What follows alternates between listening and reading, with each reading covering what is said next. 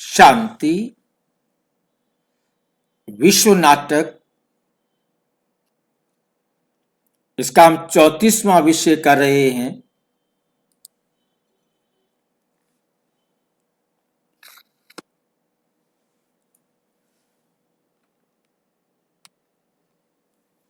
क्या तारे सच में बनते हैं?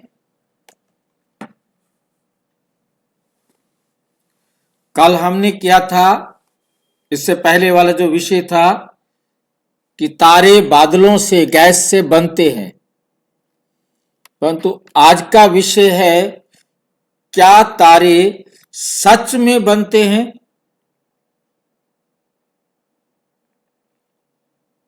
वैज्ञानिक भी इस बात से असंतुष्ट हैं। यानी कि वैज्ञानिक संतुष्ट है, वैज्ञानिक भी असंतुष्ट हैं। उनको भी पूरा यकीन नहीं है।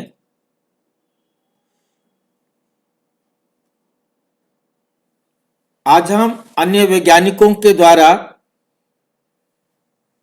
इसको देखेंगे।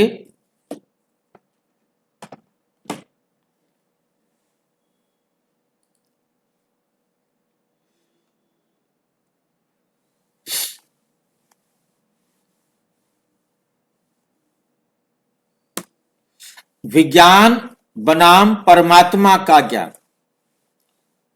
आज को हमने जो सिस्टम है, आज का नियम है, वो है एक तरफ है विज्ञान और दूसरी तरफ है परमात्मा का ज्ञान। ब्रह्मा कुमारी मुरली का अद्भुत समाधान कि ब्रह्मा कुमारी मुरली किस प्रकार से अद्भुत तरीके से इसका समाधान करती है। आज हम एक बहुत महत्वपूर्ण प्रश्न को समझने जा रहे। आज हम एक बहुत महत्वपूर्ण प्रश्न को समझने जा रहे हैं। क्या है प्रश्न? एक ऐसा प्रश्न जिसके उत्तर पर पूरा आधुनिक विज्ञान टिका हुआ है, जिसके उत्तर पर पूरा आधुनिक विज्ञान टिका हुआ है, पर जिसे स्वयं वैज्ञानिक भी ठीक से नहीं समझ पाए।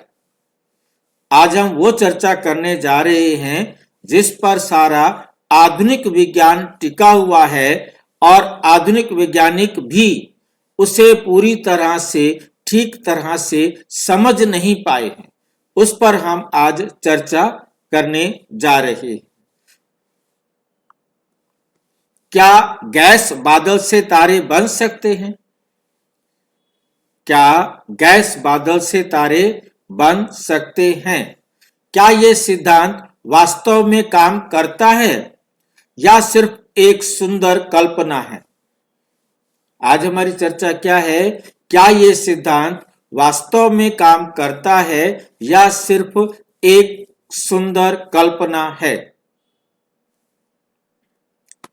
आम दुनिया इस बात को बिना सोचे मान लेती है, स्वीकार कर लेती है। हाँ, विज्ञान ने कह दिया तो सही होगा, इसलिए स्वीकार कर लेती है क्योंकि वैज्ञानिक कह रहे हैं, भाई उन्होंने रिसर्च किया है, उन्होंने बताया है, तो इसलिए उन्होंने कह दिया है तो सही होगा। लेकिन जब आप उनकी खुद की किताबें शोध और परिकलन पढ़ते हैं, उनके द्वारा जो शोध किया गया है, उन्होंने जो रिसर्च की है, उन्होंने जो रिपोर्ट लिखी है, उसको आप पढ़ते हैं तो पता चलता है कि वैज्ञानिक खुद भी इस सिद्धांत से संतुष्ट नहीं है। जिन्होंने ये नियम दिया, जिन्होंने ये बात कही, उनको भी लगता है कि वो भी अपनी बात से खुद सेटिस्फाइड नहीं है। दूसरे तो बाद में होंगे, परंतु वो खुद भी सेटिस्फाइड नहीं है। आम दुनिया एक आकर्षक कहानी पर विश्वास करती है। आम दुनिया जो वो कहानी सुनाते हैं, उस कहानी के ऊपर क्या करते हैं? विश्वास करते हैं। आम विश्वास ये है कि अंतरिक्ष में गैस के बादल थे, वे सिकुड़ गए, संगनित हुए और तारे बन गए, और तारे बन गए। ये कहानी सरल है, सुंदर है, लेकिन सत्य नहीं है। ये कहानी सरल है, सुंदर है, परंतु ये सच नहीं है। क्यों? क्यों सच नहीं है? क्योंकि गैसों का स्वभाव फैलना है, सिकुड़ना नहीं। गैसें फैलती हैं। जैसे आप देखते हैं, हमारा एलपीजी गैस का सिलेंडर आता है, उसमें 14 किलो गैस अंदर भरी हुई होती है, और वो जब बाहर निकलेगी तो फैलेगी ना। तो जितनी फैलेगी, बाहर निकलने के बाद आप उसे कंप्रेस करना चाहें, कंडेंस करना चाहें, उसे आपस में जोड़ना चाहें, तो आप जोड़ नहीं सकते। हालांकि जो ये गैस होती है एलपीजी, इसको भी लिक्विड, मतलब जो है ना, गैस के रूप में कहा जाता है कि ये लिक्विड है, जबकि ये गैस है। लिक्विड गैस जो है जब इकट्ठी हो जाती है तो ये लिक्विड फॉर्म में होती है, परंतु इसको गैस के रूप में बाहर फैलती है तो ये गैस के रूप में, हवा के रूप में आती है। तो इसको मतलब हमें समझना है बहुत अच्छी तरह से। गैस कंप्रेस किसी चीज के अंदर तो हो सकती है, परंतु उसको ओपन में कंप्रेस करना चाहे तो नहीं कर सकते, वो फैलेगी। और जब थोड़ी सी भी गैस निकलती है तो इसमें गंध आती है कि हाँ फैल रही है। अब जितना दूर बैठा है उसके पास कम है, जो जितना नजदीक है उसको अधिक गंध लग रही है, तो गैस फैल रही है ना। वो वहां खड़ी थोड़ा रहती है, रुकी थोड़ा रहती है। गैसों का स्वभाव फैलना है, सिकुड़ना नहीं। अगर और वैज्ञानिकों की अपनी गणनाएं दिखाती हैं कि गैस बादल तारा बनने की दिशा में चल ही नहीं सकता। गैस के बादल तारा बनने की दिशा में चल ही नहीं सकता, क्योंकि वो फैलेगा, सिकुड़ तो सकता ही नहीं है कि वो दोबारा से तारा बन जाए, कुछ बन जाए। स्वयं स्पिट्जर, जिनके सिद्धांत का वैज्ञानिक उपयोग करते हैं, जिसने ये सिद्धांत दिया था, वो भी संतुष्ट नहीं है। वो भी खुद भी संतुष्ट नहीं है। विश्व विख्यात भौतिकविद लेमैन स्पिट्जर, जिनकी गणनाएं तारा निर्माण सिद्धांत की नींव है, जिसने ये शुरू किया, जिसने ये सिद्धांत दिया सबसे पहले, जिसने ये बीज बोया कि ऐसे सारे तारे बने हैं, उन्होंने अपने ही सिद्धांत के बारे में लिखा, खुद लिखा, ये पूरी चर्चा बहुत अस्थाई है और इसमें अनेक समस्याएं अंतर्भावित हैं। मतलब होने की इसमें अनेक अंदर जो है ना समस्याएं महसूस होती हैं, लगती हैं कि कैसे ये बना होगा तारा। स्पिट्जर प्रिंसेशन, यानी जिनकी गणनाओं पर विज्ञान का मॉडल खड़ा हुआ है, जिसने ये सिद्धांत दिया, जिसने ये नियम दिया, आगे वाले वैज्ञानिकों ने इसको और बढ़ाया, अध्ययन करना शुरू किया। वो स्वयं कहते हैं कि ये मॉडल अस्थाई है, असंतोषजनक है, समस्याग्रस्त है। वो खुद कहते हैं कि ये मॉडल अस्थाई है, असंतोषजनक है, समस्याग्रस्त है। आगे वो लिखते हैं, संभव है कि तारे के जन्म की वास्तविक प्रक्रिया में हमारी बताई गई अवस्थाएं उत्पन्न ना हो। खुद वो कह रहा है, खुद लिख रहा है, जिसने कहा वो खुद लिख रहा है बाद में कि हो सकता है कि संभव है कि तारे के जन्म की वास्तविक प्रक्रिया में हमारी बताई गई अवस्थाएं उत्पन्न ही ना हो।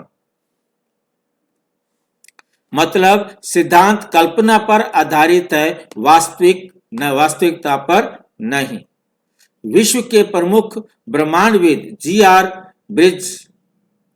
बर्बिज का स्वीकार करते हैं कि प्रसिद्ध जो जी.आर. बर्बिज है, उसने लिखा, जो तारों में तत्वों के विकास को समझने के विशेषज्ञ माने जाते हैं, कहते हैं तारा निर्माण इतना असंभाव्य लगता है कि यदि तारे विद्यमान ना होते तो ये सिद्ध करना आसान होता कि हम यही अपेक्षा करते थे। तारे थे, होते ही नहीं तो हम ये सिद्ध करते कि भी है ही नहीं, हमें जरूरत नहीं पड़ती। ये कथन विज्ञान की दशा बताता है कि तारों के अस्तित्व को सिद्ध करना आसान नहीं है। उनके निर्माण को सिद्ध करना लगभग असंभव है। वो हमारे से पहले कब बने, हमने उनको देखा नहीं, कैसे हम उसका वर्णन कर सकते हैं कि किस प्रकार से वो तारे बने थे। असंभव है उनके बारे में बता पाना। क्यों? क्योंकि गैस खुद नहीं सिकुड़ती, संघनन स्वाभाविक नहीं, ताप गति के की नियम विरोध करती है। ताप गति के की नियम विरोध करते हैं। और गैस जितनी भी गर्म होगी, हल्की होगी, फैलेगी, वो सिकुड़ नहीं सकती है। आवश्यक ऊर्जा उपलब्ध नहीं, मतलब उसके लिए जितनी ऊर्जा चाहिए जो उसको संगठित कर सके, संगठन में ला सके, वो ऊर्जा उपलब्ध नहीं है। मॉडल अनंत प्रतिगमन में फंस गया है। क्योंकि अनंत प्रतिगमन क्या होता है कि कब से शुरू हुआ, आरंभ कब हुआ इसका। तो अनंत प्रतिगमन मतलब अनंत तक चलने में ये फंस जाता है कि उससे पहले क्या था, उससे पहले क्या था, उससे पहले क्या था, वहां कोई जवाब नहीं होता। जैसे हमारे यहाँ भाई सतयुग से पहले क्या था, तो हम बता सकते हैं कलयुग था। कृष्ण कहां से आया था, ऐसे आया था। नारायण कहां से आया था, ऐसे आया था। हम इस चक्र के अंदर सारा कुछ उनको सारे प्रश्नों का जवाब दे सकते हैं, परंतु साइंस यहाँ कोई भी जवाब नहीं दे सकता। और दूसरे भी जितने धर्म हैं, उनकी बात अभी हम यहाँ नहीं करेंगे। वैसे जितने भी धर्म हैं वो कहीं भी नहीं बता सकते कि इसका आरंभ कब से हुआ था। अरबों साल खरबों साल कह देते हैं, इतनी लंबी गिनती कर देते हैं जिसका वहां से शुरू हुआ। अच्छा, जब वहां से शुरू हुआ तो उससे पहले क्या था, वह कोई भी धर्म नहीं बता पाएगा, क्योंकि बिना चक्र के ये बात बताई नहीं जा सकती। वो कह देते हैं कि ये धर्म इस समय स्थापन हुआ, ये जो है ना इस समय हुई बात। अरे भाई उससे पहले क्या था, नारायण से पहले क्या था।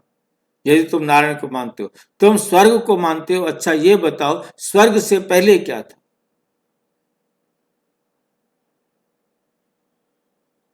कोई भी नहीं बता सकता सिवाय शिव बाबा के। एनसाइक्लोपीडिया ब्रिटानिका भी यही कहती है, दुनिया के सबसे विश्वसनीय ज्ञान स्रोत में से एक। एनसाइक्लोपीडिया ब्रिटानिका लिखती है, तारा निर्माण और गैलेक्सी निर्माण का प्रश्न ब्रह्मांडीय विचारधारा के लिए एक चुनौती है। ब्रह्मांडीय विचारधारा के लिए एक चुनौती है, क्योंकि ब्रह्मांड शास्त्री इसका उत्तर नहीं दे सके। जितने भी ब्रह्मांड के बारे में जानने वाले विद्वान हैं, स्कॉलर्स हैं, वो इसका कोई भी उत्तर नहीं दे सके। जब वो नहीं दे सके तो और कोई क्या देगा।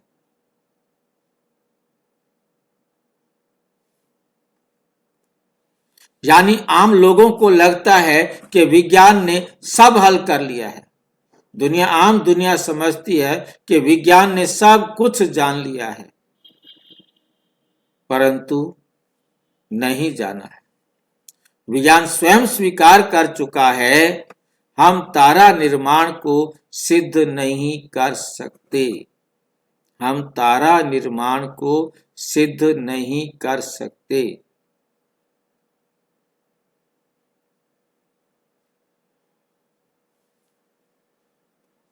जहां विज्ञान रुक जाता है, वहां परमात्मा का ज्ञान पूर्ण उत्तर देता है। क्योंकि हमने सबसे पहले वहां तक पहुंचना है जहां विज्ञान रुक जाता है, वहां स्वयं परमपिता परमात्मा का ज्ञान पूर्ण उत्तर देता है। वो हमें क्या करता है, पूरा उत्तर देता है। विज्ञान जब पहला कारण खोजते खोजते थक जाता है, विज्ञान जब पहला कारण खोजते खोजते थक जाता है, तो बीके ज्ञान उस बिंदु पर एक दिव्य, स्थायी और तर्क संगत उत्तर देता है।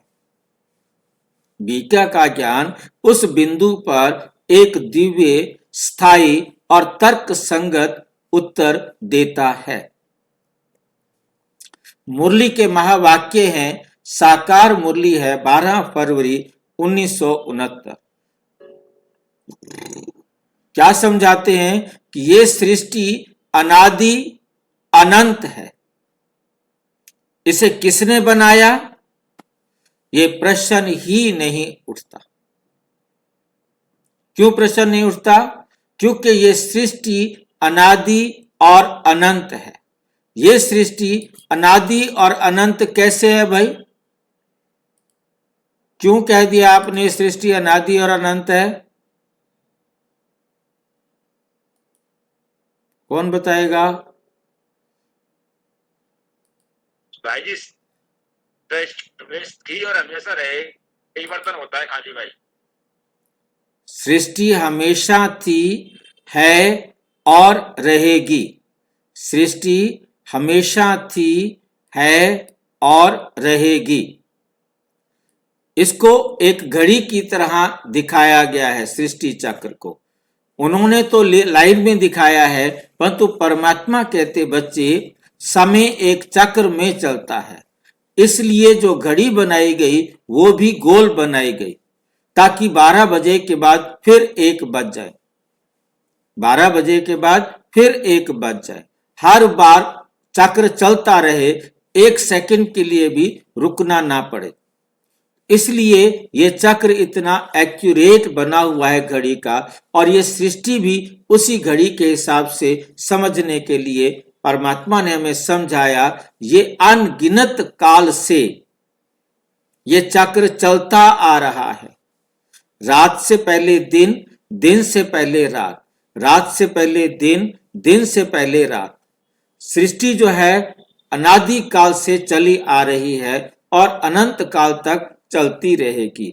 इसका कोई आरंभ नहीं, इसका कोई अंत नहीं। हमेशा थी, है या रहेगी, है और रहेगी। बहुत अच्छी तरह से समझना है। कोई बता दे कि रात से पहले दिन, दिन से पहले रात, रात से पहले दिन, पहले क्या था?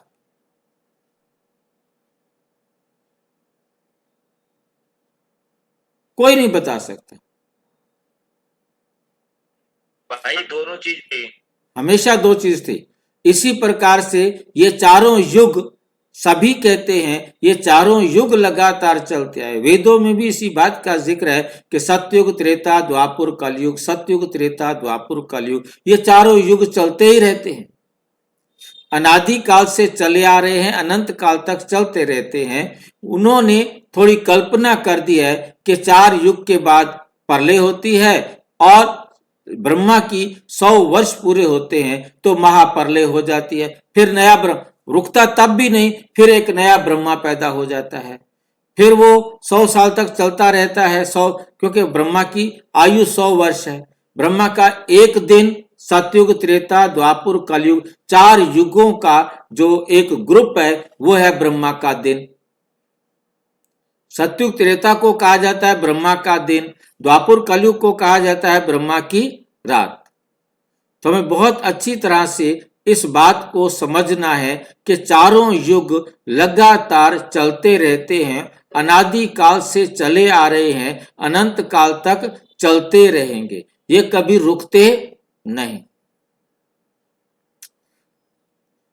सतयुग से पहले क्या था? कलयुग, कलयुग से पहले द्वापुर, द्वापुर से पहले त्रेतायुग, त्रेतायुग से पहले सतयुग, सतयुग से पहले ये। कितना भी कहीं से भी शुरू करो, कभी रुकने वाला नहीं, और आगे की तरफ भी चलेंगे तो रुकने वाला नहीं। दोनों साइड में ये ड्रामा रुकने वाला नहीं है, ये चलता रहा है, चलता आ रहा है अनादि काल से और अनंत काल तक चलता रहेगा।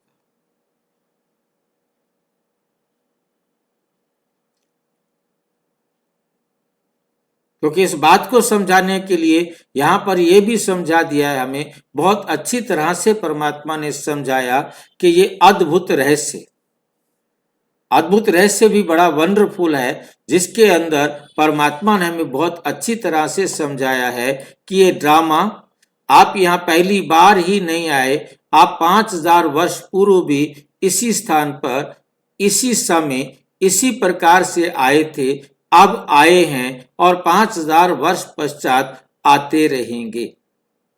क्यों? क्योंकि इस सृष्टि रूपी नाटक की हर 5000 वर्ष पश्चात हूबहू पुनरावृत्ति होती है। हूबहू पुनरावृत्ति होती है। हाँ, हूबहू रिपीट होता है। हर 5000 साल बाद ये नाटक रिपीट होता रहता है। ये ड्रामा 5000 साल के लिए चलता है। हर कल्प इसी प्रकार से ये सृष्टि बनती है और इसी प्रकार से ये चलती है। तो हमें समझ में आ गया होगा कि सृष्टि अनादि और अनंत किस प्रकार से है। ये प्रश्न ही नहीं उठता कि शुरुआत कब से हुई, क्योंकि कुछ नहीं से कुछ नहीं बन सकता। ये याद रखिए, साइंस भी मानती है कि कुछ नहीं से कुछ नहीं बन सकता। परमात्मा भी कहते कुछ नहीं से कुछ नहीं बन सकता। ये था, हमेशा से था। पांचों तत्व विज्ञान की दृष्टि से 118 तत्व हमेशा थे, हैं और रहेंगे। प्रकृति के 5 तत्व और विज्ञान की दृष्टि से 118 तत्व हमेशा थे, हैं और रहेंगे। इनको ना तो कोई नष्ट कर सकता है, ना ही इसे कोई बना सकता है। इनसे मिलकर के बनाया आत्माएं, प्रकृति और समय, इन तीनों ने मिलकर के बनाया है ये वर्ल्ड ड्रामा। इसको हम देख सकते हैं किसने बनाया है वर्ल्ड ड्रामा।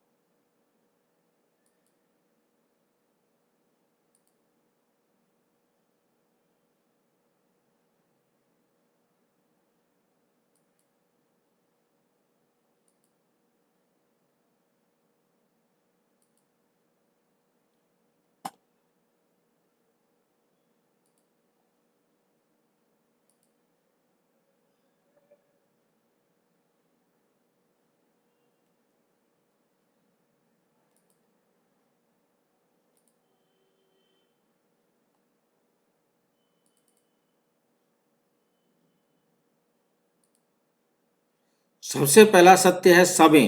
समय और समय का सत्य हमने देख लिया। एक समय और दूसरा क्या है?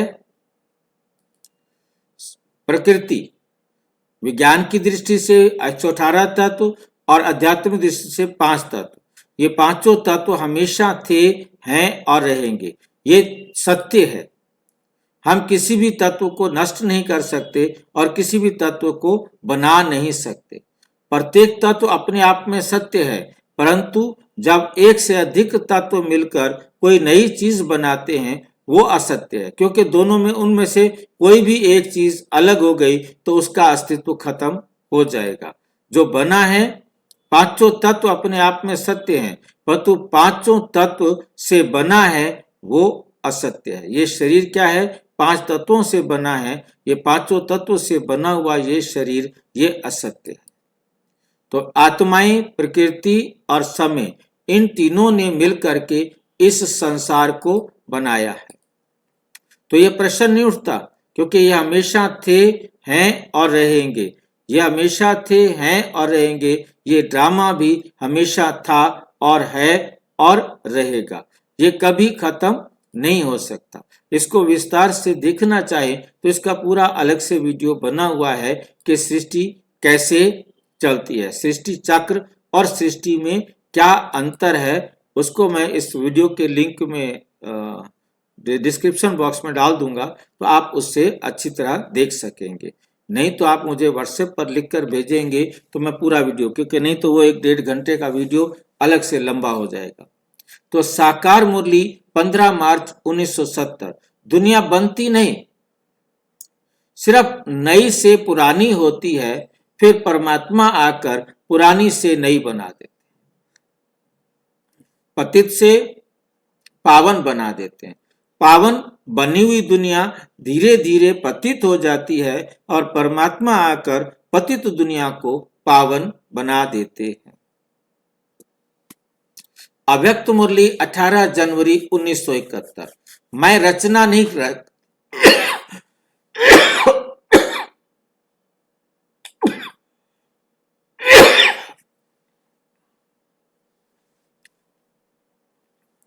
मैं रचना नहीं करता, सृष्टि को नया रूप देता।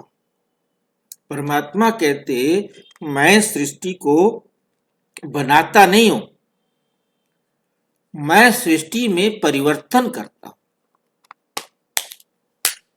केवल उसे पतित से पावन बना देता हूं।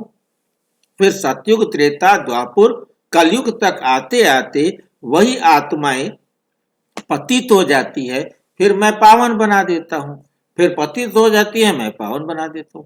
पतित करने वाली है माया और पावन बनाने वाला हूं मैं।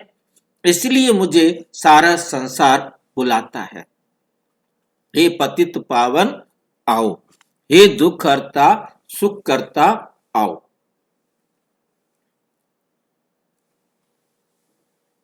साकार मुरली है 23 जनवरी 1965। परमपिता परमात्मा आकर समझाते, शिव बाबा ब्रह्मा में प्रवेश कर ज्ञान देते। शिव बाबा इस ब्रह्मा में प्रवेश करके ज्ञान देते हैं। इसी से नया विश्व स्थापन होता है, जिससे नया संसार बनता है। ब्रह्मा कुमारी समाधान सबसे सरल, सबसे वैज्ञानिक। ब्रह्मांड बनाया नहीं गया, ये अनादि है। ये बात सबसे मेन समझने वाली है, मेन पॉइंट। बी के समाधान सबसे सरल है, सबसे वैज्ञानिक है, और ब्रह्मांड बनाया नहीं गया, ये अनादि है, हमेशा था, है और रहेगा। तारे उत्पन्न नहीं होते, वो अपनी अवस्था बदलते हैं। हर 5000 साल बाद, हर 5000 साल बाद पूरे ब्रह्मांड में जो चीज जहां है वो वहां वहां पहुंचती है। 5000 साल के बाद वापिस अपने उसी स्थान पर पहुंच जाती है जहां 5000 साल पहले थी, क्योंकि पूरा ब्रह्मांड का जो नाटक है वो 5000 साल का है। 5000 साल बाद ये हूबहू परिवर्तन होता है। जहां आज हम जिस तारे को देख रहे हैं, ठीक 5000 साल बाद वो तारा वहीं पर होगा। वहां पर जो कुछ भी उपलब्ध है वो भी वहीं पर उपलब्ध होगा।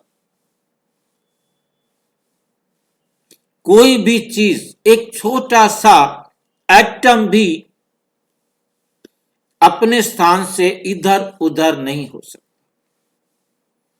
अपने स्थान से इधर उधर नहीं हो सकता। ये बात हमें बहुत अच्छी तरह से समझनी है। वो वहीं ही होगा जहां था। प्रकृति अपने चक्र संरचना से चलती है। प्रकृति का भी चक्र है, हर चीज का। प्रकृति के अंदर किसी भी चीज को ले लो, उसका एक चक्र है।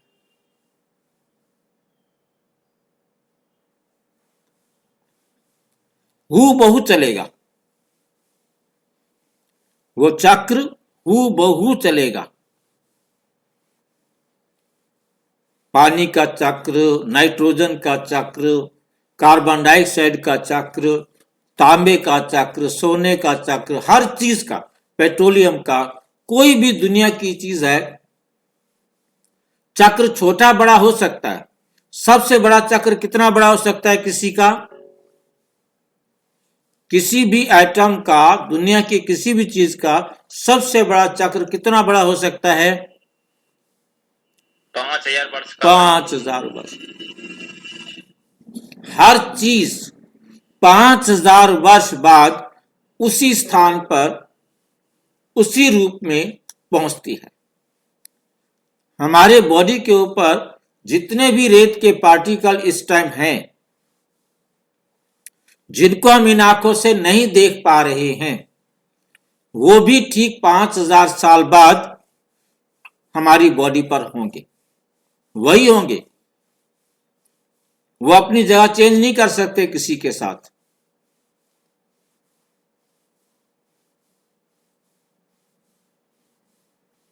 इतनी अच्छी तरह इस बात को अपनी बुद्धि में समझाना है। वो चेंज भी नहीं कर सकते। परमात्मा केवल संगम युग पर अवतरित होकर मानव आत्मा को सतो प्रधान बनाते हैं। यही परिवर्तन, यही आध्यात्मिक नवसर्जन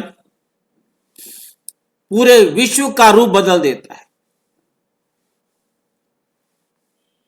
परमात्मा आकर जो इस समय आत्माओं को पवित्र बनाते हैं, जिससे पूरे विश्व का, ये कहें कि पूरे ब्रह्मांड का रूप बदल देता है।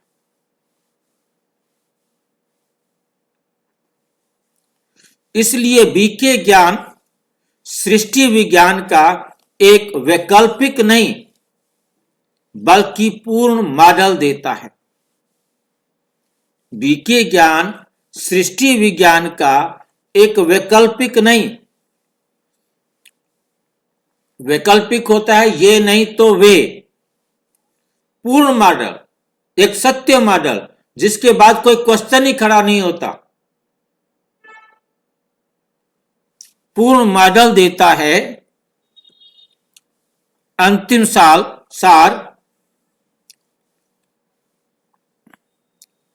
वैज्ञानिक स्वयं अपने सिद्धांतों से असंतुष्ट, वैज्ञानिक स्वयं अपने सिद्धांतों से असंतुष्ट।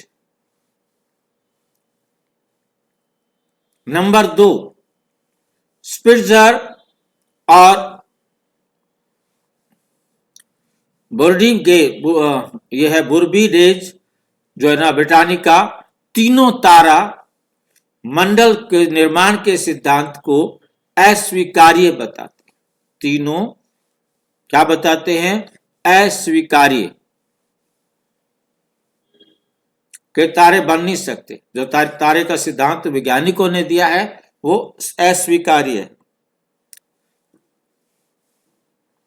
गैस, बादल स्वभावतः फैलते हैं, सिकुड़ नहीं सकते। गैस, बादल स्वभावतः फैलते हैं, सिकुड़ नहीं सकते। तारा निर्माण अनंत प्रतिगमन में फंसा हुआ है। जब हम इसका चक्र चलते हैं, हाँ जी कहां से शुरू हुआ, उससे पहले क्या था, उससे पहले क्या था, उससे पहले क्या था, वहां इसका जवाब नहीं बनता। भी तारा बनने से पहले क्या था, इसका जवाब उनके पास नहीं है। कैसे बना तारा, शुरू कैसे हुआ, और परमात्मा ने बताया संसार कैसे शुरू हुआ। ये तर्क, ये फार्मूला जो परमपिता परमात्मा ने आके दिया है, ये दुनिया में किसी के पास नहीं है।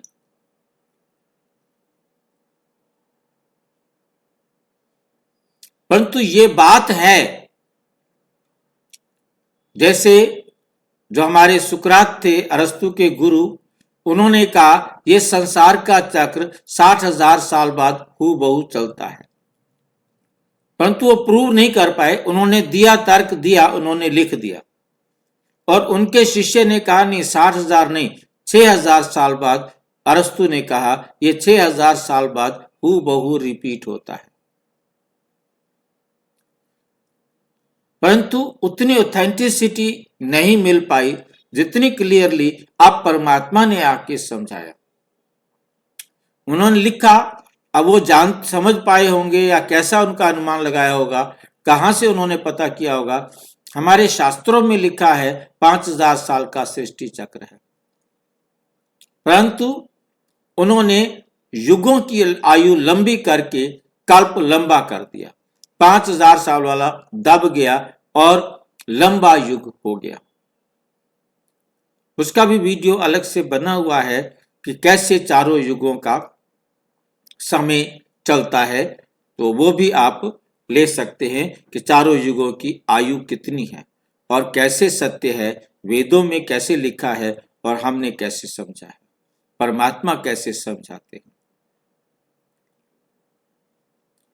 बीके ज्ञान कहता है सृष्टि अनादि है, अवस्था परिवर्तन से चलती है, इसमें इनकी अवस्था बदलती रहती है और ये संसार चलता रहता है। परमात्मा का कार्य भौतिक सृजन नहीं, परमात्मा का कार्य भौतिक सृजन नहीं, आध्यात्मिक पुनर्निर्माण है। ये सृजना नहीं होती है, आध्यात्मिक रूप से इन्हें पुनः बनाया जाता है।